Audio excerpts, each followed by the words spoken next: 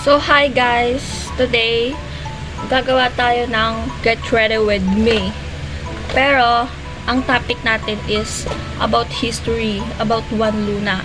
So, let's get started. So guys, sino nga ba si Juan Luna? Si Juan Luna ay pinanganak noong October 23, 1857. Tapos, pinanganak siya sa Badoc, Ilocos Norte.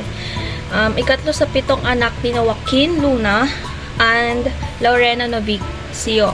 Lumipat ang kanyang pamilya sa Maynila noong 1861 upang makakuha ng mabuting edukasyon ang mga anak. Nagka-interes si Luna sa pagpipinta dahil na-impluwensyahan siya ng kuya niya na si Manuel na magaling na pintor din.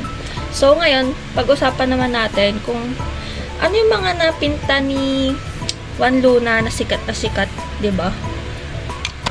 So, first, yung Spolarium. I know, alam nyo na rin yun, halos parang sikat na rin kasi yung painting na yun. So, tungkol ba saan yun? Bakit?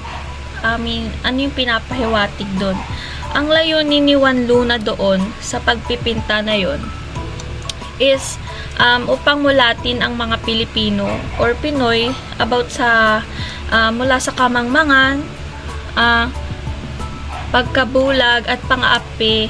Binigyan din ng Spolarium ang pagkalabag sa karapatang pantao ng mga Espanyol, lalo na mga Espanyol, at ipinahayag ni Juan Luna ang kanyang pagkamakabayan sa pamamagitan nito. 'Di ba? Ang galing talaga ni Juan Luna. I mean, sa painting may i-express mo talaga lahat. So kung gusto mo maging pintor, go! Gusto mo dun i-express yung sarili mo. Next naman, guys, is yung Parisian life. Alam mo, ang ganda na itong painting na to, pero let's talk about it. Ang mas nakakaano kasi to, may issue. Kasi, it's about suspicion of his wife having an affair with another man. Dude, what? Tapos, with another man and murdered his wife and in-laws. Hence, in this painting, the woman portrays that she is seeing someone like Juan Luna's wife did in real life. Like, wow.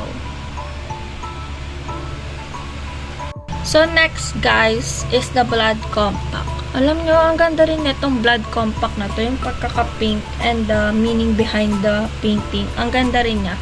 Kasi it's all about pagkakaisa at paninindigan ng mga Pilipinos upang pagtanggol yung sariling bansa, syempre.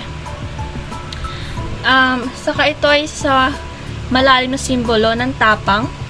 Wow. Tapang, sa sakripisyo at pagkakaisa upang labanan ang mga dayuhan na mananakop. Like, yung mga Espanyol, di ba?